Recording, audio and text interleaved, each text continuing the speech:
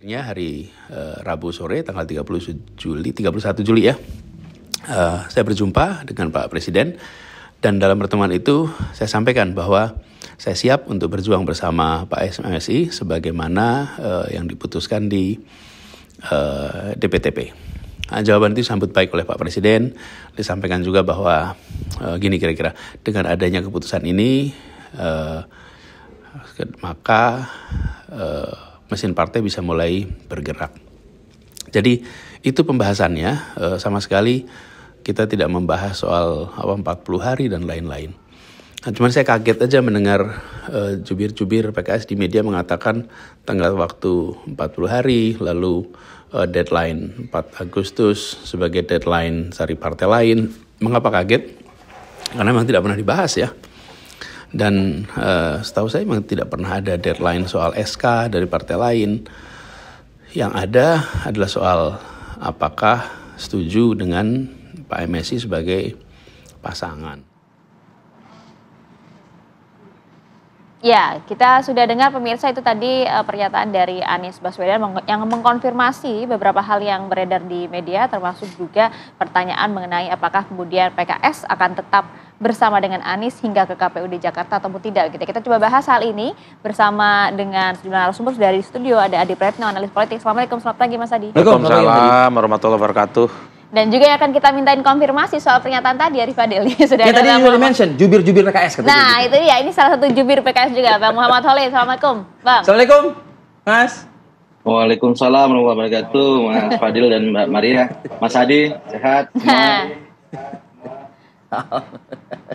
Sehat, alhamdulillah. Tapi gimana ini, Mas Khalid sehat juga nggak? Usai tadi kaget loh Mas Anies katanya dengan jubir-jubir PKS ini.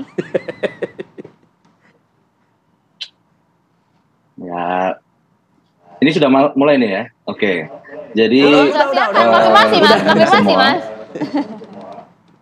Jadi teman-teman semua, kami sangat menghormati pandangan dari Mas Anies ya terkait apa yang disampaikan, dan saya sendiri juga tidak mendapatkan secara khusus ya, juga saya mendapatkannya di media-media sosial ya.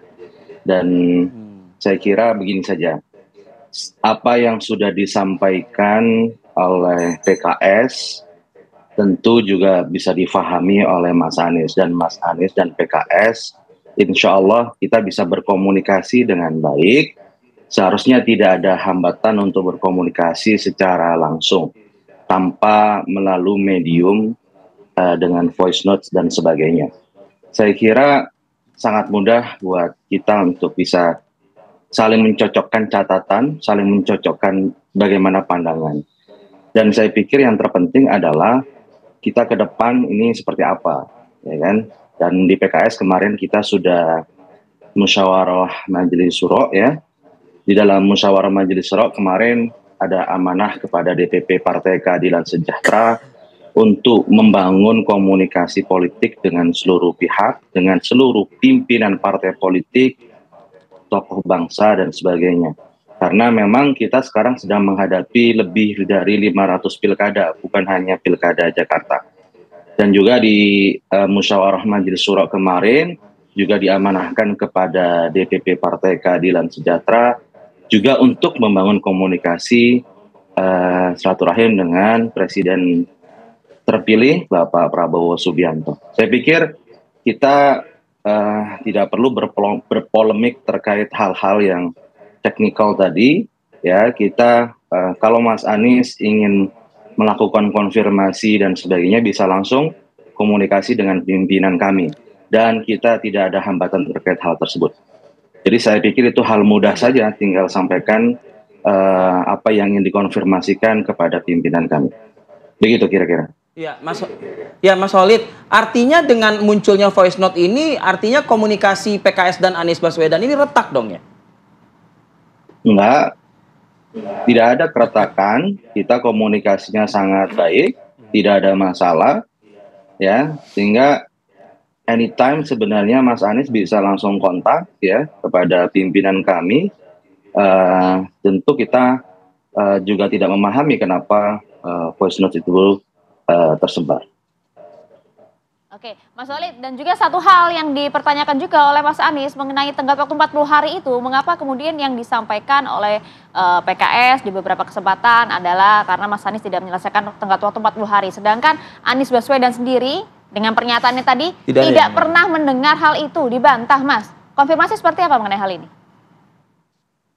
Ya tinggal Mas Anies konfirmasi kepada pimpinan kami, kan antara pimpinan PKS dengan Mas Anies kan terjadi komunikasi dua arah, dan saya pikir tidak perlu juga disampaikan atau dengan metode yang seperti ini sehingga orang akan menangkap memang ada masalah sumbatan komunikasi antara PKS dengan Mas Anies. Saya kira tidak ada sumbatan komunikasi tersebut, dan pimpinan juga menyampaikannya juga secara transparan dan jelas juga kepada Mas Anies.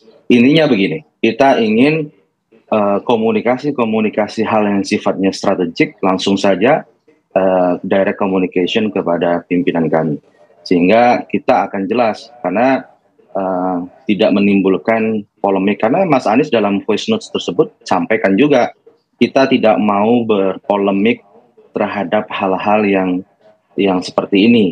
Ya, Mas Anies juga sampaikan ingin terus kebersamaannya dengan PKS. Ya, kalau memang ingin terus harmonis, kondusif bersama dengan PKS, tentu kita tidak ingin terjadi kegaduhan dan polemik itu berkepanjangan di ruang publik. Tinggal Mas Anies kontak pimpinan kami, selesai untuk mengkonfirmasi hal tersebut. Mas Walid, demikian. Berusaha untuk berusaha untuk menjiwai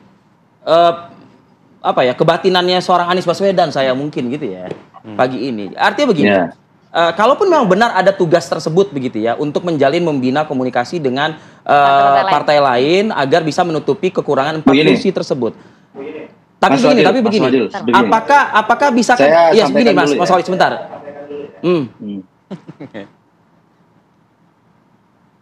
Jadi gini, silakan dalam proses pilkada ini ini saya akan berikan kerangkanya dulu. Dalam proses pilkada ini, seluruh kandidat, bahkan kader Partai Keadilan Sejahtera pun yang mau menjadi calon gubernur atau calon wakil gubernur atau bupati wali kota, jika suara PKS itu tidak memenuhi tiket, maka diwajibkan memenuhi tiket tersebut dengan partai lain. Itu hal yang aksiomatis sebenarnya. Bahwa kenapa? Kalau tidak, ya memang tidak bisa berlayar. Misalnya saya kasih contoh, Kang Pipin Sopian, juru bicara kita juga. Beliau kan maju di Pilkada Purwakarta. Beliau adalah kader terbaik PKS. Dan beliau adalah juru bicara juga Presiden PKS. Tapi walaupun beliau kader PKS, karena suara PKS di Purwakarta itu tidak cukup, beliau harus keliling ke seluruh partai untuk menggenapi hal tersebut. Itu hal yang imperatif, itu hal yang niscaya. Nah, maksud saya hal-hal semacam ini tidak perlu menjadi sebuah polemik karena kita tahu saling memahami bahwa ini bukan hanya kewajiban partai politik. Misal ketika kita memberikan surat rekomendasi dengan 18 kursi, maka sisanya yuk kita cari bareng-bareng. Ini tanggung jawab PKS juga untuk membantu kandidat, tapi kandidat juga harus berusaha keras untuk memenuhi tiket tersebut. Saya pikir itu hal yang Mas Walid, artinya mengenai hal tersebut sebenarnya disampaikan memang tidak secara tersurat, tapi tersirat diharapkan Anies Baswedan tahu begitu?